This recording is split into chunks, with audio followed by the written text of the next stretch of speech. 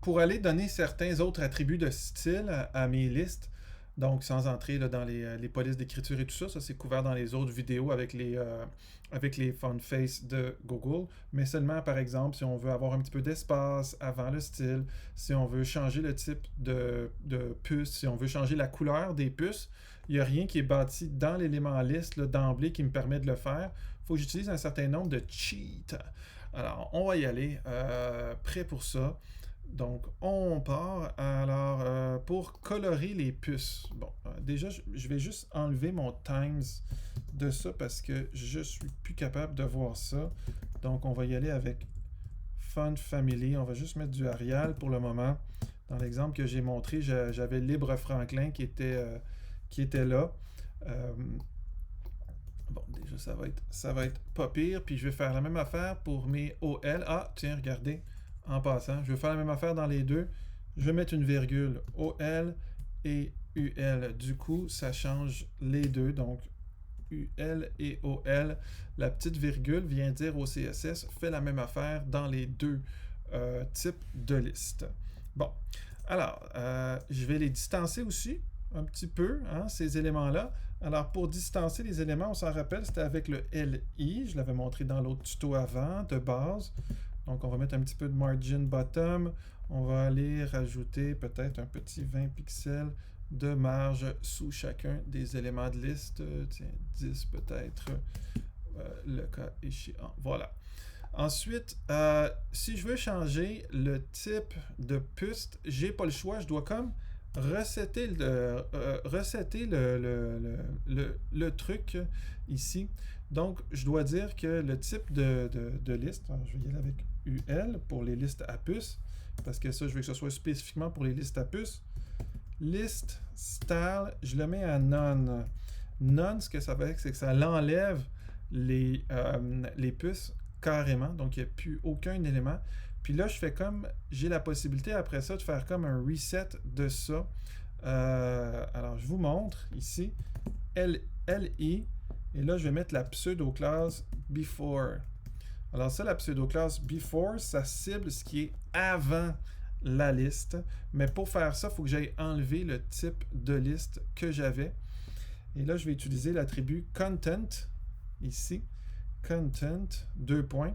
Puis là, je peux aller me chercher le caractère que je veux. J'ai juste à mettre des guillemets entre les deux. Alors, par exemple, vous pouvez aller sur Internet, copier-coller différents éléments, différents types de symboles, pourvu qu'ils soient des symboles là, UTF-8.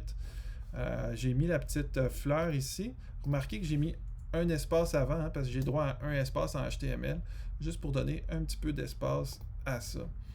Après ça, je peux changer la couleur de tout ça. C'est une glyph. Donc, je peux aller avec Color ici, puis mettre une autre couleur à cet élément de liste-là. Tiens, à quoi? Ah non, à quoi c'était trop agressant. Allons-y avec Bisque ici. Ah non, trop pâle. Enfin, vous comprendrez. Ici, je vais prendre une couleur. Tiens, une couleur... Et voilà, personnalisé ici. Voilà mon beau bleu. Et puis pour aller mettre un petit peu plus d'espace avant que juste un espace, il faut que je fasse tout ça. Et là, je peux aller utiliser le padding right, puis mettre un petit peu de padding avant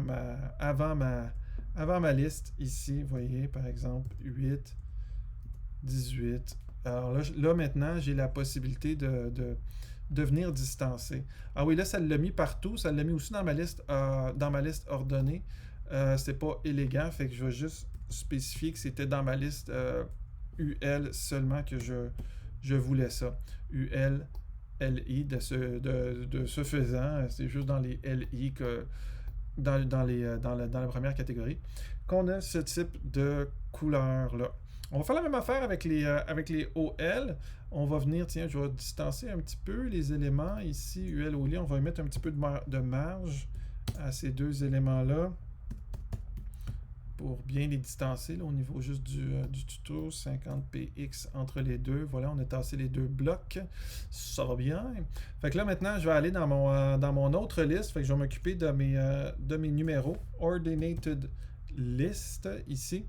Puis là, je peux venir styler mes différents éléments de cette manière-là. Alors, c'est un petit peu la même... c'est vraiment... Ça se ressemble beaucoup. Ici, il faut que j'enlève le type de liste ici pour pouvoir le mettre à reset. Puis il faut justement que je fasse un reset de ça, le reset des listes pour qu'on remette des numéros. J'ai pas le choix de mettre list style none si je veux pouvoir colorer les numéros. Je le sais, c'est un peu plate, mais c'est comme ça. Il faut que je fasse un counter reset. Donc counter reset, ça remet la liste à 0. LI ici. Donc j'ai remis ma liste à 0. Et puis après ça, il faut que je reparte ma liste. Fait que pour repartir ma liste, ici, je vais y aller avec ce qui est dans ma liste ordonnée. Les LI qui sont là. Puis là, je vais pouvoir repartir mon compteur avec counter. Attends une minute. Counter increment. Puis là, je vais mettre mon LI. Alors du coup, il repart le compteur. Et puis, c'est pas fini. Hein, c'est pas fini. Mon compteur est remis à 0, mais j'ai pas encore d'éléments.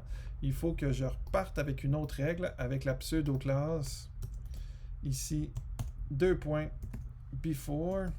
Ici, et je pars avec ça ici. Et alors là, le contenu de ça, content. Ici, 2 points. Et là, je repars le counter ici. Counter, entre parenthèses, des listes ici. Tout ça pour ça, vous me direz, mais j'ai pas le choix pour pouvoir arriver finalement à pouvoir aller mettre une couleur sur mes éléments de liste. Tiens, pour que ça vaille la peine, je vais aller chercher ma belle couleur ici. Et enfin, je peux colorer mes différents éléments. Je peux aussi aller mettre un petit peu de marge. Alors, mettons, je vais aller mettre un petit peu de marge dans sur mes LI. Je peux aller avec ici padding right. Donc, on l'avait vu, ça, comme dans l'autre liste, padding right. Je vais aller le copier-coller d'ici, ça va être encore mieux. Padding right. Donc, du coup, j'ai distancé les différents éléments. Je peux mettre la couleur que je veux. Je peux tasser la liste. Donc, voilà comment on arrive à tricher un peu la liste, à jouer avec l'espace avant, à colorer les numéros et à changer les symboles dans les éléments de liste.